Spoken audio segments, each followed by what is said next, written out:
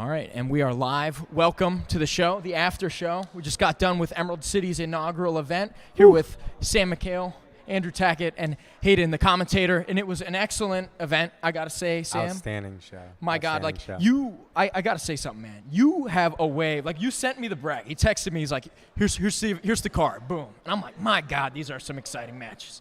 And man, you did not disappoint with the bracket. Got Andrew Tackett sitting next to me. My man's been on a tear through so many things. Just got out of finishers. You said you've been competing. Hell of a trials run, man. Oh, I know, man. Looked amazing at trials, and then he was just on Who's Next.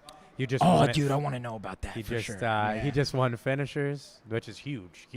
And when it comes to the underground sub-only scene, I mean, that's the biggest accomplishment you could get aside from like the EBI and the ECI titles. You know what I mean? Hell yeah, man. So, there's only a couple more titles that he has left. And what are you, 20 years old?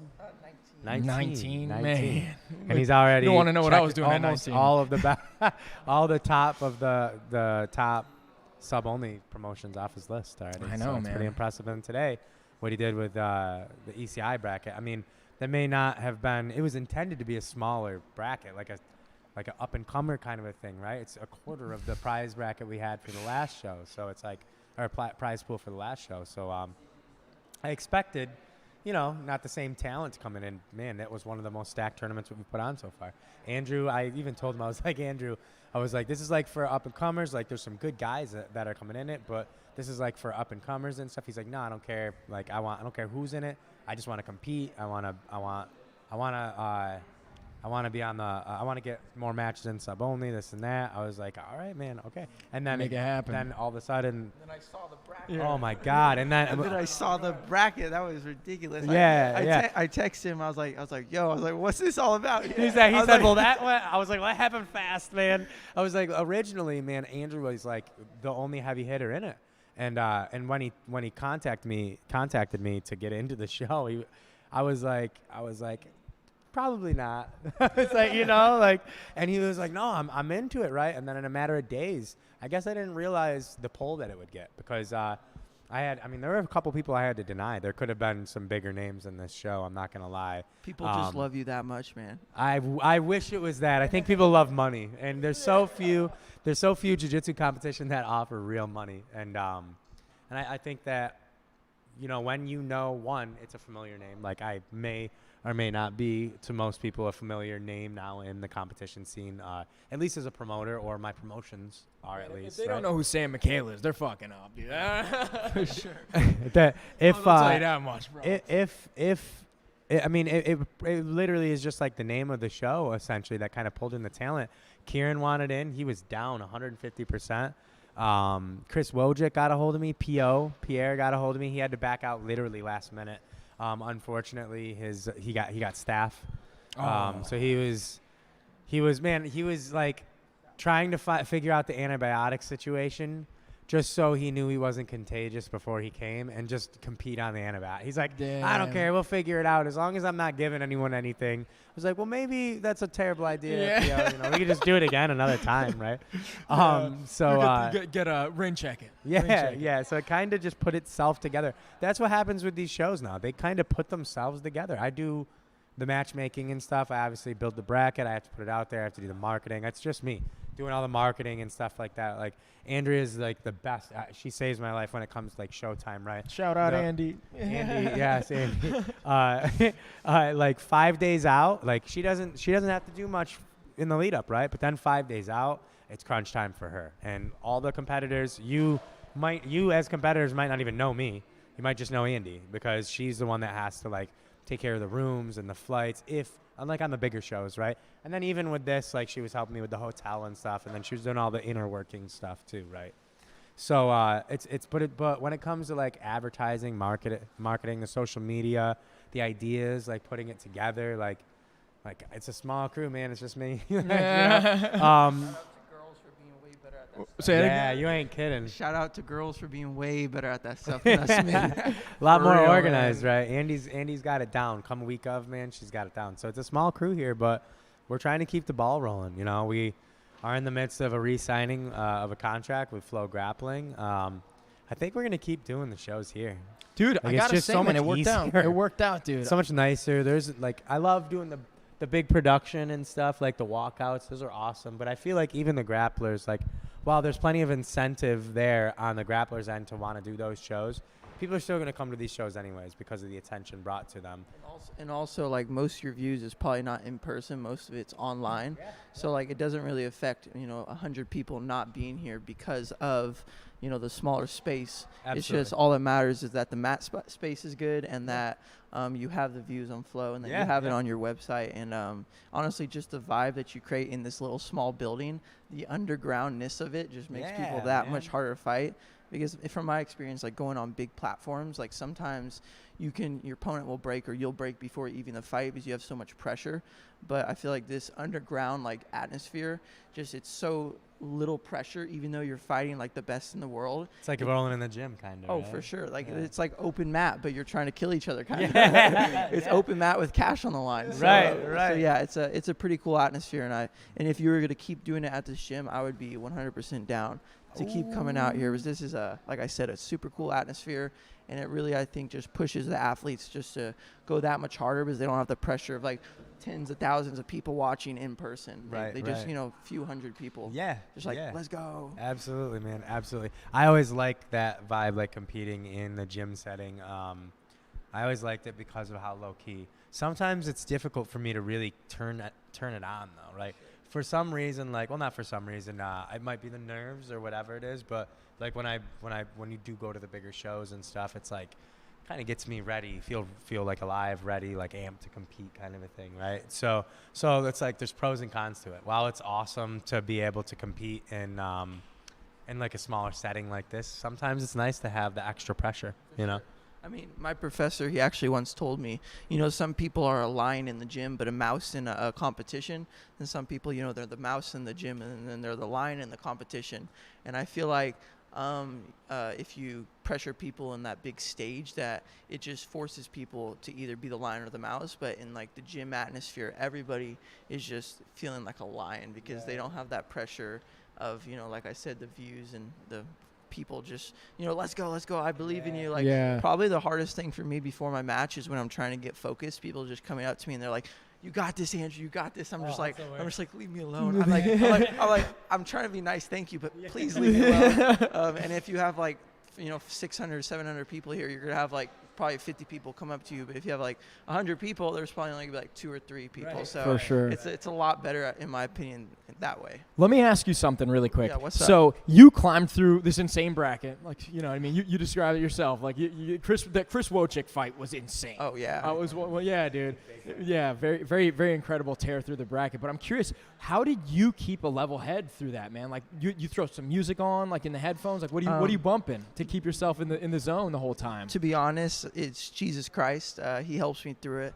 If I'm saying if I'm in the back and I'm trying to zone out, getting my feeling, and trying to get the vibe of fighting, I never can do it. I usually feel the best. I'll call my dad, and I'll pray with my dad, and then after that, I always feel like something just wakes up inside of me, and I'm just like, wow, I'm ready to do this. That's so awesome. Sometimes I tear up before the match, and I'm just like, oh man, I'm ready. So that spiritual connection. Oh yeah, or just that father-son dude. Vibe. Usually it's my family that hypes me up the most, and also just my teammates. I fought, Justin, what's his name? Chris Wojcik? Yeah, he beat Cody at trials. So that was kind of I got Cody Steele's back type of match. Nice. I did that one for Cody. So it's always easier fighting someone when you're doing it for a purpose. Yeah, dude, 100%. I was fighting him to, get it back for Cody.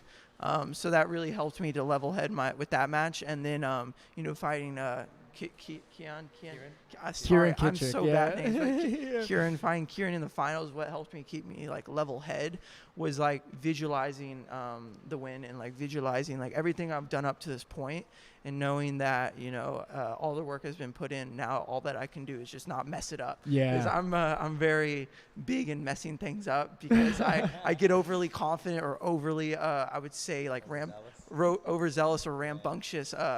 So in that match, I was just trying to keep a level head and stay cool and calm and collected, and just let him break himself and just knowing that he couldn't do anything to me. Let me ask you something about that match. Yeah, so what's up? I noticed you employed a pretty interesting strategy. I can't remember when you went to the body lock, but you had this shoulder crunch. I'm wondering, like, did you do that because you were like, you know what, I'm just going to get this fucking ride time, man?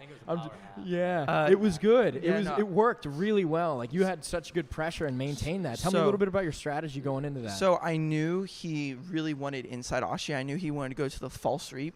And in order to go to the false reap, you have to get up onto your right shoulder and get elevation to the inside, so you can lift your partner up, spin underneath. So I knew by keeping that really strong cross face and pressure of my left shoulder, by keeping that left shoulder heavy, I was keeping him flat. My whole goal was just to keep him flat, to where he was now more finding ways to get back on his side to attack me rather than how I'm attacking him. Just by something simple like shoulder pressure, you can really mess someone's game up. My professor talks a lot about if you can manage to control someone's hips and shoulders at the same time, then you basically have their whole body controlled. So with my right hand, I was controlling his upper knee to control his hips, and with my left hand, I was trying to control his shoulders. So now, like I said, he was more focused on, trying to get back to where he felt comfortable rather than I'm attacking, let me get my false reap going. I was just trying to play conservative and safe, trying to get him to crack so that I could now create opportunities, not through just going hard and looking for a pass, more him giving me a pass by, over exalting himself and opening himself up to opportunities. That pace that you set is always like something that I've watched so many of your matches. And I've had you on. I mean, we've trained together. I've gone down. I was able to actually, if you guys are ever in Austin, Texas, man, his coach is one of the best kept secrets in jiu-jitsu. Oh, yeah. He's such an incredible coach. The classes are phenomenal. Brazilian Fight Factory is one of my favorite places I've ever trained. I got to spend a few days there, luckily, and get some good work in with those guys. While I was down there before I competed myself one time, you guys are also physically fit. Like, all of you guys do strength conditioning. You'd all do the extra work. It's not just the jiu-jitsu side of things. It's something that I notice. You guys are always working on the conditioning on the side too. Yeah. The way you set the pace in your matches, it's phenomenal. Something that I watched with Kieran today. Like, someone, if you were to sit down, put yourself both in 50-50 and just try to slug it out, I mean, man, then you're playing his game, right? Yeah, but you allowed him to try to play his game, shut everything down, overexert himself because of this pace that you're putting on, trying to pass back and forth that once he reaches a point to where he's tired, and granted, a guy like Kieran, it doesn't happen very often, right? Yeah. And you might get these slight glimpses of it. Yeah. I should say more so with Chris than Kieran, I noticed that, right? I Because mean, Kieran kept his cool. He actually kept his, his endurance stayed pretty strong until the very sure. end. Like, I mean, it was in overtime you got to see it. For sure. I mean, at a highest level like this, it's not about are you tired or not. You are very tired. Right, I was so tired. It's just if your opponent can smell the blood or not. Yes. I look for signs of my opponent being tired. Little things like going from a hand frame to an elbow frame. Just giving up that little position because you don't want to fight for it. Or going for an attack and just stopping. I look for things like that. I don't look for, it's hard to tell through people's faces now because they're so cool, calm and collected. And like Kieran, he was doing such a good job of keeping calm and collected. But I was seeing little things. Like, he would go for attack and then he would just stop. I think he didn't have beliefs in himself to finish it anymore. So I knew at that point, I was like, okay, I'm starting to break him. He's starting to get tired. So now overtime's coming up. I feel great. Let's try to beat him now. I watched that. I watched that grind. I watched that health bar of Chris, and Chris is so tough. He's such a tough competitor. He's so good. Excuse me. I watched his health bar draining and draining and draining at the pace that you were putting on it. And even when he got to advantageous positions, you wouldn't stop moving. You kept the pressure on. You kept the grind on him, and you literally could see in the match where Chris's health bar reached 0. Yeah, well, the thing about Chris is he's more of a 50-50, outside leg locker, and then Kieran is more of an inside leg locker, so you have to approach those games differently. Yeah. With Chris, he's looking more to sweep me backwards so he can expose my leg. Kieran's more looking to roll underneath me. Right. So right. Chris, I wasn't worried about him rolling underneath me. So I wasn't worried about keeping exposure and staying high. I just wanted to, keep the pace heavy and keep on top of him so he couldn't push me off. And then, like I said, if Kieran, I just wanted to stay as low as possible. But the thing I noticed with Chris when he started to break is when I got that first almost pass, I'd say. Like, I almost passed him. And then I saw him instead, scooting forward like he was doing before, he stood up instead. Yeah. And I was like, okay, you realize your guard's not working anymore. You're standing up. And as an athlete, you can't do that. You can't just stand up. You have to, go for a sweep and use that to stand up so you're not showing your partner. Like, if he would have went for a leg lock, stood up off the leg lock, then I wouldn't have thought anything of it. But since he just stood up, I was like, oh, okay, yeah, your game's not working. So little tells. That's little things you have to watch. So after that, I was like, oh yeah, let's put in some work. Let's start grinding. And then I got the pass. He almost buggy choked me though. Oh man, I was digging my. That's what I was just forearm gonna. into I was his actually face. gonna say that you and me. So shout out to Renee. Renee I don't know Souza. yeah. I don't know how much you've been working with him on that, but man, I'll tell you, you immediately addressed the that threat. As soon as the leg started coming up, that hip started leaving the ground. so I saw scared. you. You're like, oh no. And you got your head close to that center line or got your knee above the hip or whatever it was. You were pulling back and keeping the weight back. The best defense for a buggy choke is they have to get up onto their shoulder to reach their arm over. So if you can just manage to keep their shoulders flat, it's so much harder to do it. Yeah. So my whole focus is when escaping the buggy choke is flatten the shoulders and make them look away from the choke. We're taught a lot when smash passing. If you can make someone look away, they no longer can shrimp that direction. Yeah, because their shoulders are pinned. Exactly. Right? So I was just digging my elbow into his face. I was digging it hard too. I was smashing his face in the floor. Good. I did not want to get buggy. Listen, you have to. That's good. You don't want to end up the buggy highlight. I don't want to be. We had one of those. Sure, we had one of those today in the super fight. I would have been. So I would have been in the Ryan's got back. a slick buggy choke, man.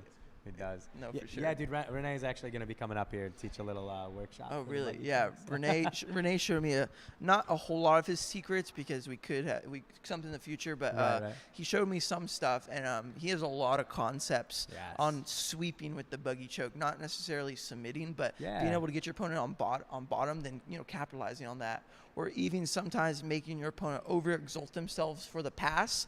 Then you're just like, boop, straight into it. He's Renee's the coolest school teacher in the world, by the way. Yes, yeah, Renee's awesome, man. That was good. Oh, whatever, don't matter. Renee Sosa. I want to have that guy on the show. I'm working on it. But dude, it's so awesome to hear both of you guys talk about just the technicalities. Like listening to you guys talk, like with the grappling IQ. I'm like, fuck, dude. I need to be a better grappler. But it's incredible. Yeah, for sure, man. I've been I would say lucky, but I had to sacrifice a lot to get there. I've been fortunate enough to work with, these guys. I spent a good amount of time in the Blue Basement with the Danaher guys, back when Eddie was on the team, I've been fortunate enough to work with these groups of awesome guys, man. So that's always my suggestion to everybody is travel, train with more people. You know what I mean? If you're happy at your gym, cool, nothing wrong with that. You can still train with other people. You can still see the world of jiu-jitsu, right? I love training with who I train with. I still like training and learning from other people as well. Every seminar I could possibly make it to. It doesn't matter if I think I'm better than them or something. I'm still going to try. I still have an empty glass, I still have an empty cup, And I'm also trying to learn. all the instructionals on the platform now for jiu-jitsu, when I was younger, where was all this stuff? Instructionals, they're so easy to take advantage of stuff. Didn't you just put something out on Jiu-Jitsu X? I did. I just a little plug here. It's not released yet, but it's a passing back take. It's a beautiful smash pass, far side, and back taking instructional. I go over a lot of concepts. It's a funny instructional. I was trying to be pretty humoristic in it. So shout out to Jiu-Jitsu X guys. Go buy it. They're awesome. They're doing some pretty awesome things right now. No, for sure. But like I said, instructionals. You have so much technique at hand for such a low cost. Everything we could need now. Now with BJJ Fanatics and Jiu-Jitsu X, and all these other websites that are doing the same thing. For sure. Right? But I feel like the best way to get better at technique and like little small details is like getting an instructional, putting it in slow motion, or putting fights in slow motion, and really focusing on all the little details, like Studying. Yeah. Studying. And then like take a pen and like write it down and be like, this hand here exactly in this position, like not middle forearm but on the wrist, like little details. And you'll notice like in your training, like you're like, dang, that little detail worked so well. And it can be a game changer. So that was something that I noticed, like as a blue belt coming into jiu-jitsu, training with higher level guys for the first time ever. Something that I noticed, the big difference, the thing that made me fall in love with jiu-jitsu, especially the sub-only scene at the time, and the Blue Basement, the team Henzo Gracie, my team, you know, something that made me fall in love was like listening to Danaher talk. When he would talk and instruct, it's not, all right, guys, and we're going to do this, and then we're going to do this, or no, like, and bam, we end up here, like, you know what I mean? No pals or anything like that, like, and then you do this, and you kind of do this to come up, and we're going to end up here. Once you're here, and no, none of that. It's your left hand is using this specific grip for this specific reason, and let me tell you the context behind it and why.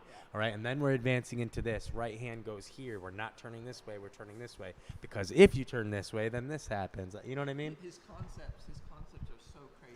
Yeah. Danaher's concepts, you know, they're just on another level of just smartness. Yeah, his philosophy and how he approaches not just teaching, but giving people the ability to learn, right? Literally teaching you how to learn. Right, relearn, like how to think for yourself too. Yes, yeah, relearn exactly, because it gives you the tools to be able, like once these guys are at purple belt, something I noticed, they're starting to figure out and create these systems and these philosophies on their own. You know, and like if you've worked with any of those, I know actually you worked with Craig recently and those guys, right? Yeah, I was able to work with Craig, Damien. But Damien's a great, there's so Ethan, great instructor too. And like, Nikki fantastic. Ryan, and Nikki's a and genius. We were able just to really like break down, and I was able to like notice like how they break down positions. And they do a lot of like necessarily like flow breaking downs, like not where you're just like, okay, I'm doing this. It's like, give me like a 5% resistance, do something you would do in a roll, but let me capitalize and win.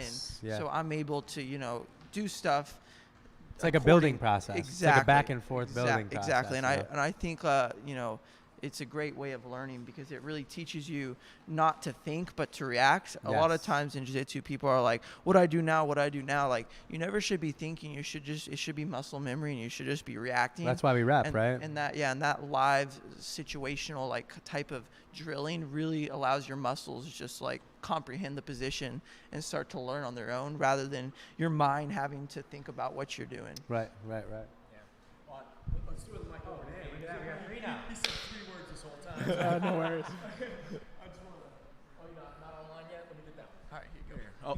I'll give this one to Sam to hang on to for a minute. Yeah. Well, I just want to go through everybody and kind of just hear like maybe like you obviously have your own favorite match of the night, but I want to hear you, like you were commentating, man. Tell me a little bit about like what was like the match of the night that you were at your seat, like, oh man. Oh, the finals for sure. Yeah, dude. Absolutely.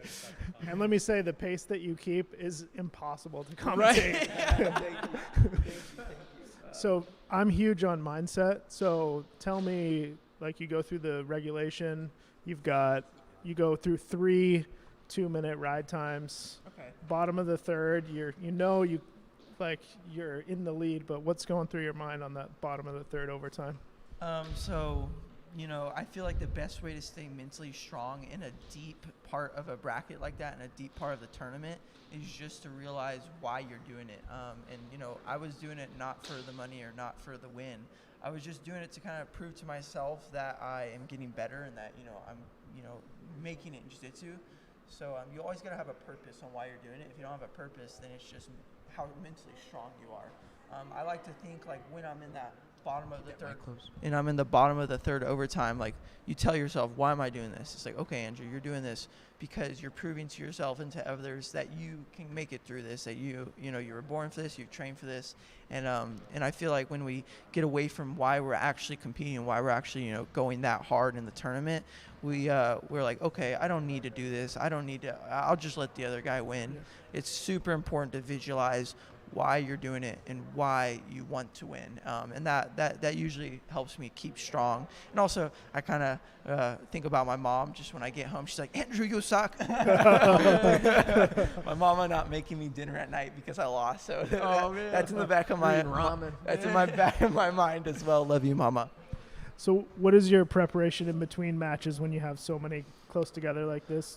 So I like to immediately focus on my breathing. I do 4-second inhale, 4-second holds, 4-second exhale, just to calm myself down as fast as possible. There's a difference between calming yourself and revving yourself up type of breathing. But I like to calm myself down as fast as possible after a match. And then, my forearms are usually just jacked up. So I'll have people stand on my forearms to loosen those up as fast as possible. You have people stand on your forearms? Yeah, usually I either have somebody like a hand against and they're just digging into my forearms like, or I have someone standing on them or like digging their elbow into it. And then I try to keep my feet elevated just to keep blood flow moving through my body. And I try to get fruit in me as fast as possible because, I probably burned like near 1,000 calories each match. Yeah. So it's really important to give your body the quick sugar like fruit and stuff that it needs. What were you eating between matches? I was eating grapes. Grapes? Yeah, That's a good move. Grapes. I was eating grapes, and then I was I don't try and chug water. I try to sip a little bit, swash it around, let it sit in my mouth for a little bit, then drink it. Like I don't like to chug water. And also like day of, I don't like to eat anything or I like to eat a little bit, but my professor always told me like a hungry lion fights better. You have your lion after it gets done eating, it'll just sit there and it'll be like, I'm comfortable. But you have a hungry lion, it'll go out there and it'll freaking hunt for its meal. So, I'm out there hunting for my... I like that. That's a good concept. That's probably such a really smart like mental thing. You have a very awesome mind, like mindset when you with approaching jiu-jitsu anyway. Like it's really cool to see that there's so much behind your elite status. Yeah. And I love to hear that stuff. Like just talking about like the mindset and the breathing stuff. Like you ever follow like Wim Hof, the Iceman guy? I do that more to warm up myself. Yeah. You also can use different techniques to calm down. Calm down. I actually started doing that myself. I found that really worked at a Naga I did most recently, and it like kept me so like in a flow state. Also, it's really important before the tournament actually starts because everybody has a different heart rate. Like, let's say my heart rate can get to like 170 and I'll be fine.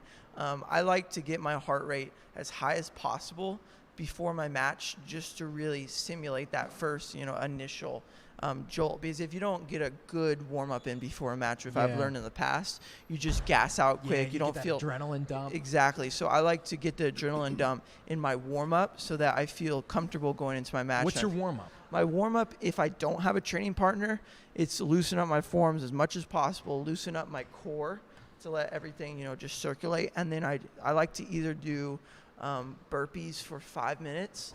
And then after burpees, I'll do lunge to squat to lunge, alternating to warm up my legs. And then I'll do wrist rolls, and then I'll do neck rolls to warm.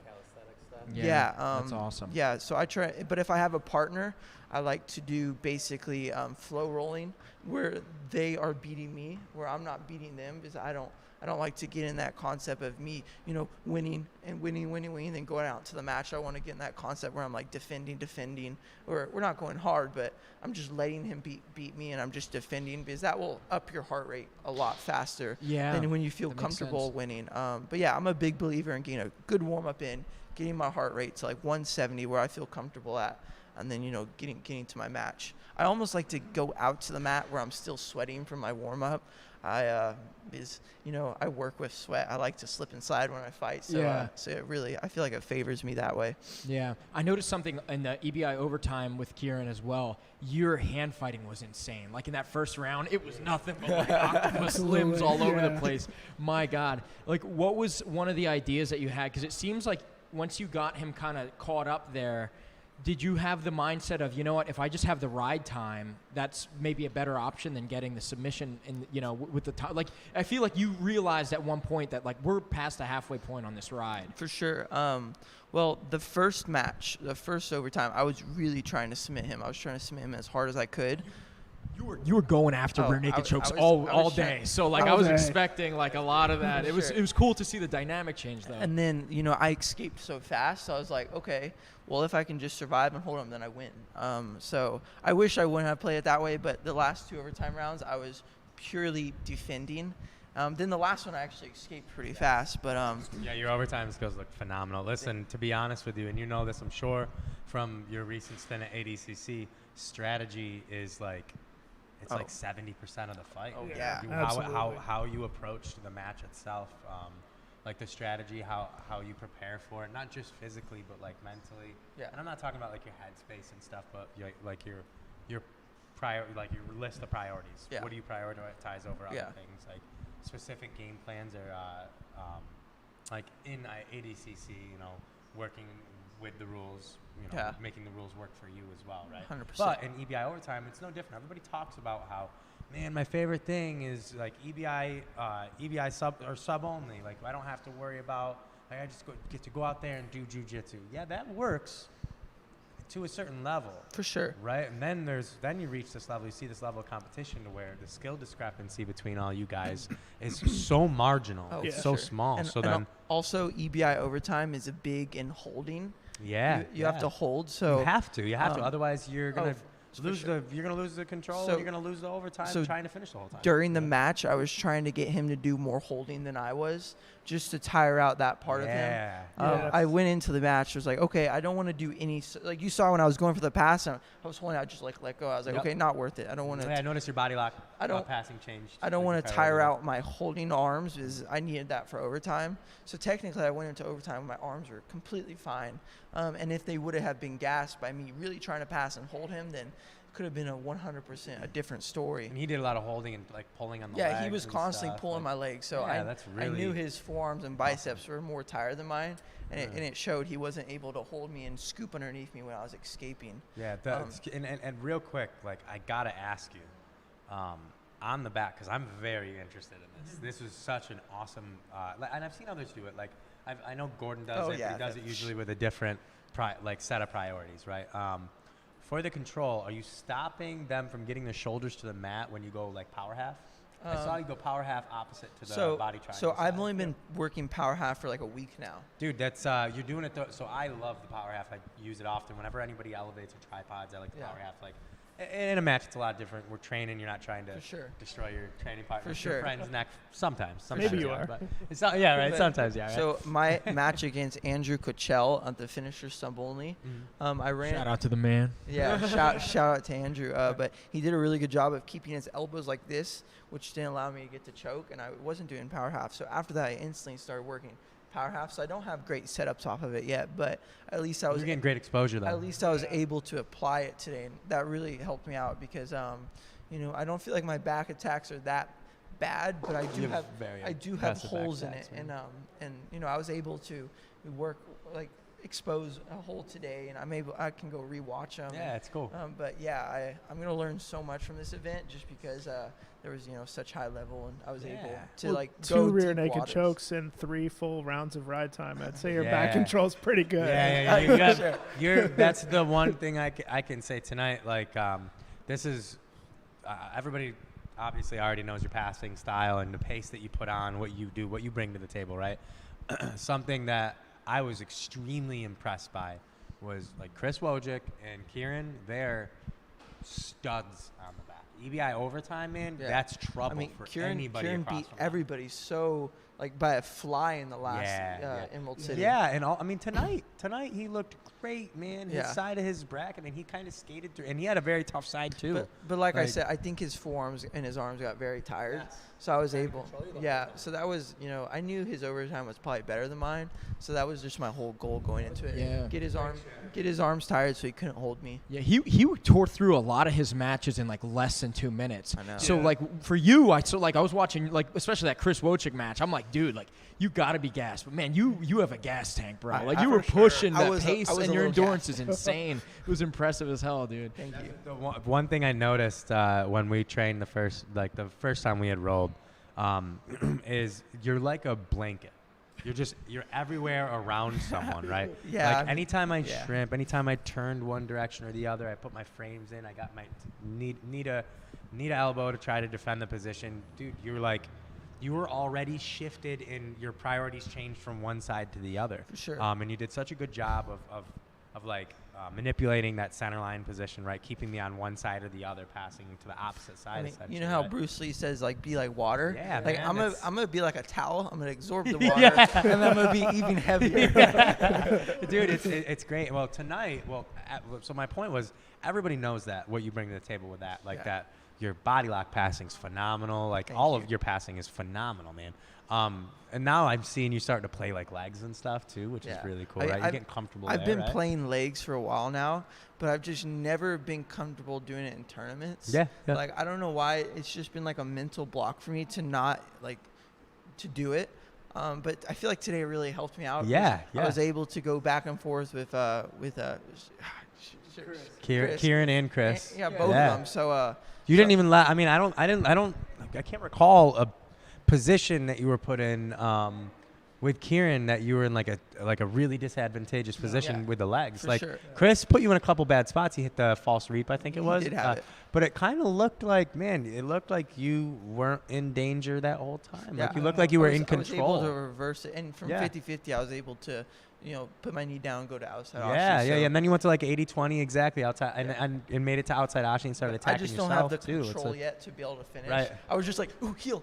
Yeah. I was like, I lost it. Like, Yeah. I was like, the money was right there, and I just got greedy. We're watching the evolution of Andrew Tackett in real time. It's a beautiful thing, man. Yeah. It's very cool. Hopefully next time I come back and I'm submitting people, heel hooks and Yeah. and all sorts of stuff. So obviously we're sitting here and you won all your matches, so things went really well. But did the matches go strategically how you had hoped, or were there holes that you have already?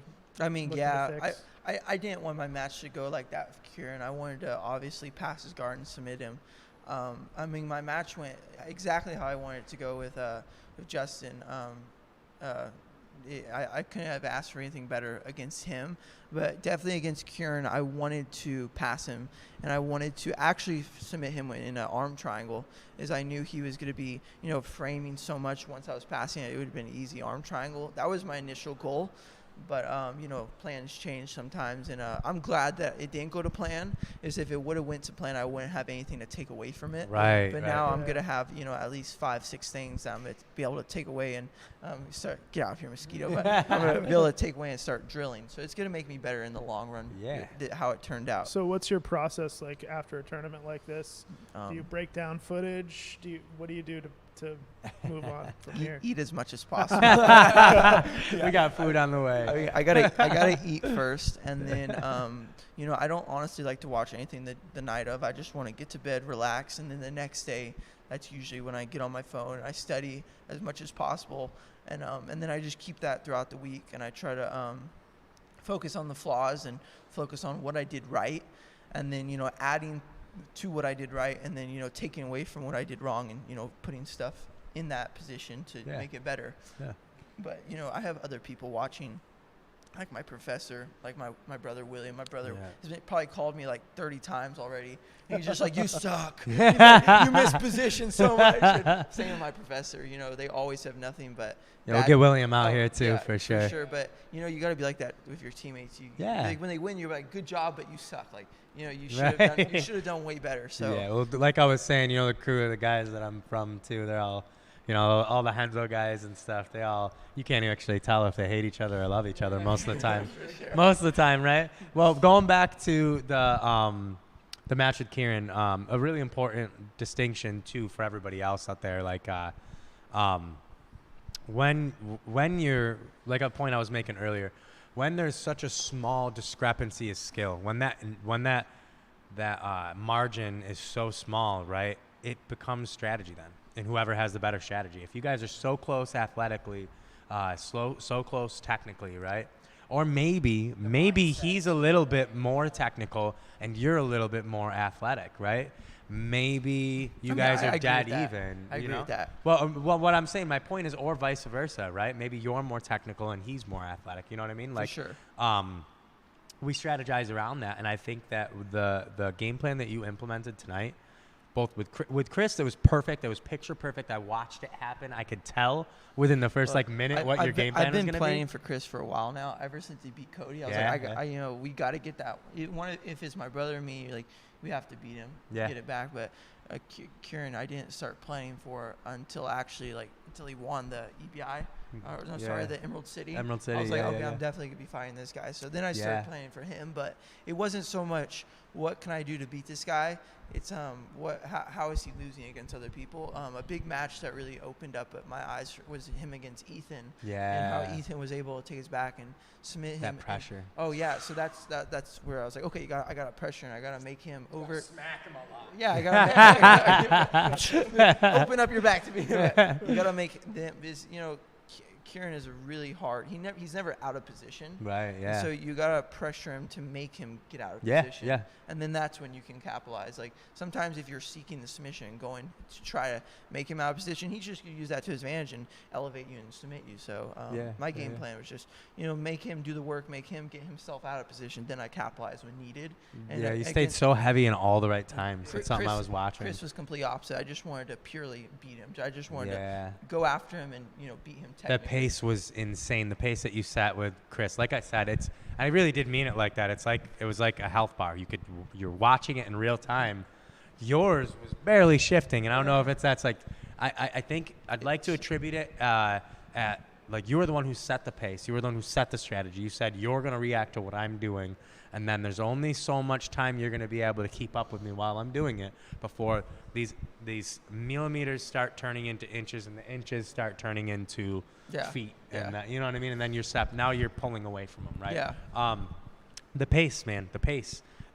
So I'm seeing a lot of what Ethan does to people. He drowns people. Yeah. He drags them underwater and he drowns them, and people just have no idea until they experience that round. It's just like a totally different thing, right? It's the same with the Rotolos. Like my brother told me when he fought them, he was like, oh shoot, I'm doing really good. I'm keeping up. And he looks over. He's like, 7 minutes left. He's like, what? Yeah, He's like, it's like yeah, man. Yeah, you gotta do that to people. They do the same thing. You gotta make people think you're like, wow, I'm keeping up with them. I'm doing pretty good. Right. The next thing you know, you're like, dang, I'm not even halfway through this match. Dude, so you know what I attribute it to? It's like walking with a little kid on your ankle, right? And at first, you're able to almost run. Yeah. Right? But soon, that kid's slowly but surely climbing up your leg, attaching himself to your hip, right? And then walking becomes a lot harder, and then eventually your knee falls and hits the mat. And now he's climbing up your back, right? And you're like, and now you're drowning, and now you're defending. You're no longer the one setting the pace. And he's like, all I was doing was just hanging onto your leg. Yeah, dude. So there's certain people out there, like you see it. Gordon with the other people that are actually, like, when he's really implementing that constant move forward kind of style, right? Ethan's one of my favorite examples to use for that. Dude, you're like a perfect example for that. Ty and Cade, they both do the same thing. Will, depending on the type of competition he's in. William is like one of the biggest strategy people. Yeah. Like, I kind of have mostly same strategy for everybody. But William, his game will completely switch. I see it, like, man. It will go from like passing to guard play in a matter of seconds, just depending on what his opponent's good at and what his weaknesses are. He'll look like a purist leg locker in one match, and then the next match he looks like he doesn't want anything to do with him, and he's passing, and he's wrestling. Yeah, it's awesome. William is like more intellectual and like thinks through more things than I do. I'm more just like, well, I'm going to meet the bull head on and just like, if I die, I die. Like, literally. Yeah. Literally. We all saw that episode of Who's Next. Yeah. Well, tell me a little bit about who's next, and then I kind of want to wrap it up here a little bit because we're approaching an hour, and I wanted to keep this short. I know this guy got to get home and shower, and not get home, but we want to feed you and stuff. Sure. But yeah, tell me a little bit about who's next, man. Like, how was your experience doing that? So the experience was probably one of the craziest things I've ever done, because it was the first experience of that sort of like field. You can put me in the hardest tournament in the world, but I've felt that before. Like, I've just never felt anything like Who's Next. It was like 6:45 to 8 p.m. every night. the cameras were just on us in our face, and it was just like, hello, oh, cameras are in our face. So it was like you were constantly, like the first couple of days we were really intimidated and trying to put on a character that people liked, and then towards the end we were just like, screw it, we're showing, we're showing a lot of work, man. We're showing who we are. Like after the show, I was sick, and like 4 other people, we were sick for like a month because our bodies were just so drained and tired. Like I came back to training and I like hurt myself like so easily. I was just like, my bones are weak. Like like so, you know, it was I'm so glad I got to do it because it was so different than what I was used to. It really, you know, I gained a lot of skill and a lot of knowledge from it. But I'd say my biggest takeaway from it was just everybody was my enemy on that show. Like, you know, we had teams, the blue team, the red team, but, you know, to be honest, like everybody was my enemy. Like, And it gives you like an insight to business in real life, right? For sure, like, right? Like that's how it is. You're the person that's close to you, right up the road, that could, you think that they have your back, right? They probably are. They only have your back for a reason. It's like they're helping you for a reason. There's only other if it benefits them too. Right? Or there's ulterior motives that kind of, that's like business, man. That's something I realized getting into this. It's very similar, man. One thing I was gonna say is I heard a very similar story from a couple of my friends who were on The Ultimate Fighter in the UFC. Same thing. There's you don't get a chance to feel by yourself. You don't get a chance to adapt. You start and you like are trying to play a character, and by the end of it you're just trying to be there still. Like, you know what I mean? I mean, there was really no like there was never a minute that was like relaxed and like calm and like allowed to because there was cameras in every corner of the house. Damn. Like the bathroom was my only safe spot, and then they even somehow came in and got footage of me like in a bathroom. Like, did you guys see that? Who was the wildest character on the show in your opinion? Probably me. You. All right, second place. Absolutely. Second place. Second place. I- Probably Isaac. Yeah. Yeah, It's good shit. He's a stud. Oh, Isaac is freaking amazing. You were a goon tonight too, man. You were off the back. You're like shaking out, like with time left on the thing. I'm like, bro, this guy. Every single match, Andrew at one point was talking and making whoever he was rolling with laugh. Everybody. Chris was laughing. Kieran was laughing. Yeah, he took it. And then who was it with the grips, the mercy grips? Oh, it was You're Kieran. like, oh, was it? I was like, oh, baby. You went, aw. And he started laughing. Well, as you guys will see in the upcoming Who's Next show, as you guys already know, you know, I'll be fighting another person, but the next person that I'm fighting, literally the whole match, him and I are just smack talking. That's like, awesome. Like before the match, he puts on like biofreeze. And like halfway into the match, I was like, are you burning? I was like, why am I burning right now? I was like, did you freaking put on biofreeze? I was like, what the heck, man? Yeah, I started calling him Mr. Clean after that during the match. But yeah, I believe, you know, I like to have fun. I like to, you know, sometimes you can get in your opponent's head like that. Oh, yeah, dude. Like, throws them off their serious game. As you saw in my second match here tonight, I was able to take the person's back off of him talking. Yep. Like, I believe, like, I don't know what was going on, but he started talking, and then, you know, I said something, and as soon as I expected a response, I immediately capitalized. And you can throw someone's game off. You can throw their, you know, you're so in that zone of just fighting. When you get them to like start talking, some people are like, oh shoot, this, like your brain will just immediately think this is no longer a fight, and then, you know, you can capitalize on that. But and also I like to have fun. Like, yeah. You're a very lighthearted person on the mats, I see. Well, at least it looks like it on your face. None of your grappling looks lighthearted at all. That looks like the most, especially at like a competitive level. Especially like that. those rear naked chokes. Yeah, that wasn't very lighthearted. Those are brutal. Those are beautiful, man. Beautiful. I'm a nice person, but you know, I like to draw blood every once in a while. Like, yeah, keep it fresh, man. Yeah, for sure. Well, you know what? I want to talk a little bit about how I found out about you and your brother, and it was through Sam. Okay. And Sam employed a move on me the first time I visited Syracuse. Yeah. And it was this guy where you come in and you get that. And there's a choke there. Yeah. Oh, and I was like, he's like, yeah, them Tackett's got that. Yeah, it's like, so I was like, man, that's greasy. I want to roll with these guys myself. So I want to challenge you right now. Okay. 1 minute EBI overtime. And then you guys can commentate. Are we moving the chairs? Absolutely. Well, we can just do it over there. Yeah. Just All right, sounds good. Yes. Choke the shit out of him, Andrew. All right, do I get two? I got 2 mics. I didn't like that. Did not like that. Sorry, guys. This is going to be great. I don't know how to turn this damn thing off. Rock, paper, scissors, shoot. Rock, paper, scissors, shoot. Yeah!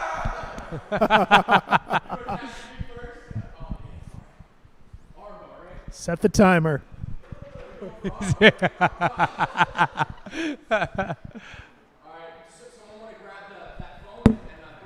Yeah, sure. No time limit. Yeah, I'll do the timer for you. All right, you ready? You ready? Yep. Offense ready. Defense ready. Go.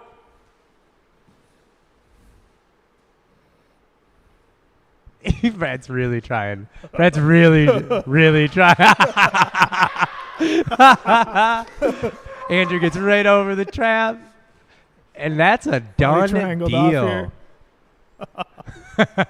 Brad, that looks miserable. Hey, Brad's holding on there. Brad's hanging on there for a second. He doesn't want that broken jaw, though. He said, you don't give me the choke, I'll take the jaw. It's okay.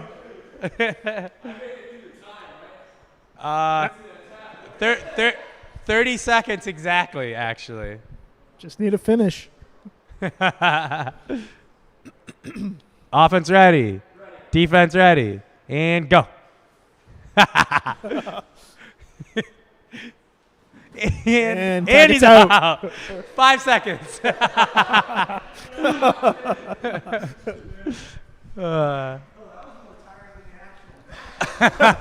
We didn't have time to strategize cool for that down one. too.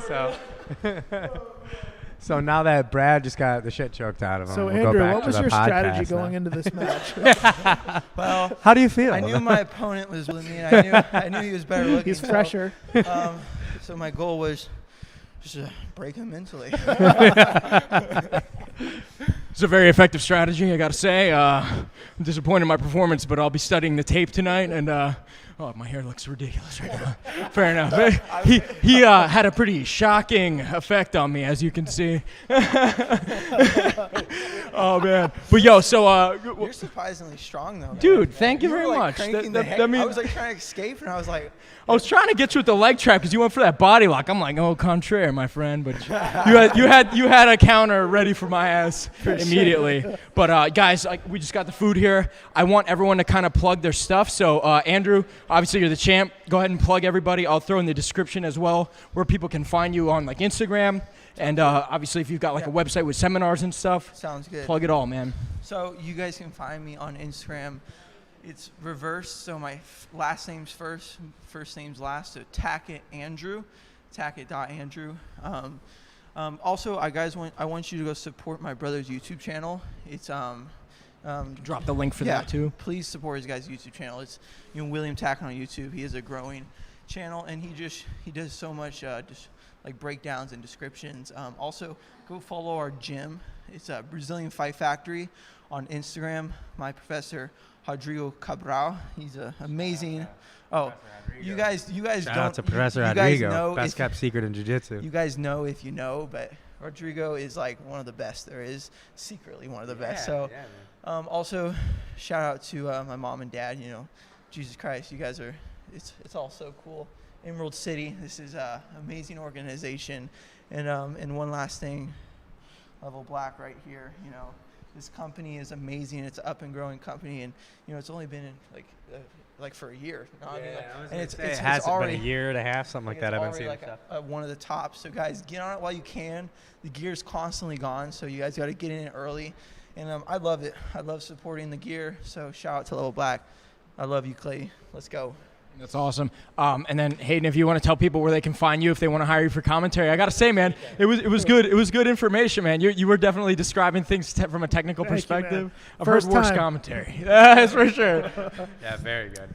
Flow Brazilian Jiu-Jitsu in Rockland, Maine is my academy. We're a Tom DeBlas affiliate. Actually, we have a tournament next week. The Flow sub only. It's an open tournament. Sam actually has a super fight on it. Nice. I'll be doing the open and probably now the absolute. Absolutely. 130-pound ass in the absolute. It'll be fun. So we're up on the coast of Maine. So anybody want a vacation in Maine? Yes. It's a beautiful spot. Yeah. Beautiful spot. And then I want to shout out your daughter. It's like my first time commentating because you took a step out, and she performed excellent tonight. Definitely saw the wrestling there. Yeah. She's very hard to tip over. Phenomenal. Yeah, it definitely was. And then Sam, tell people all about Emerald City, man. Close it out, baby. You guys already know. Emerald City Invitational is the Instagram. Emerald City Invitational is the website. I do a very poor job of keeping up on the website, so go to my Instagram. Go to the site's Instagram and Facebook. Support the shows, guys. As long as you guys keep buying the streams, these live from Emerald City events will be like pay-per-view events like this, right?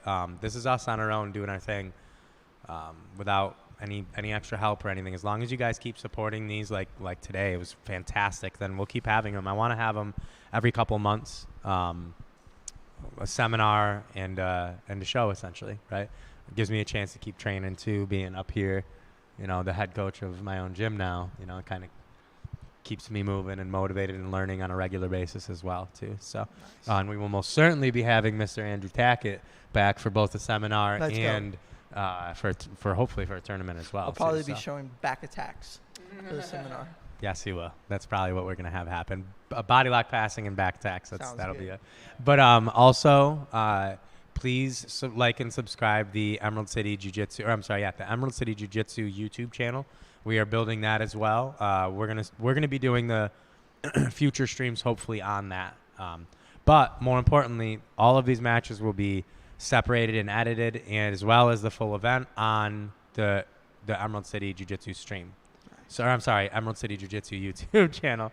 And that's pretty much it. If you guys are ever in upstate New York or you want to join a solid room of people who compete often and a room that, attracts a lot of competitors from the area, come train at Emerald City Jiu-Jitsu in Cicero, New York, Syracuse, New York. Everybody's always welcome. Awesome. Well, that was an outstanding outro, and thank you guys for doing this for me. Yeah, hell yeah, dude. And I wish you all the best in your future endeavors. And if you like my show, guys, make sure you subscribe to this as well, and I'll let y'all go.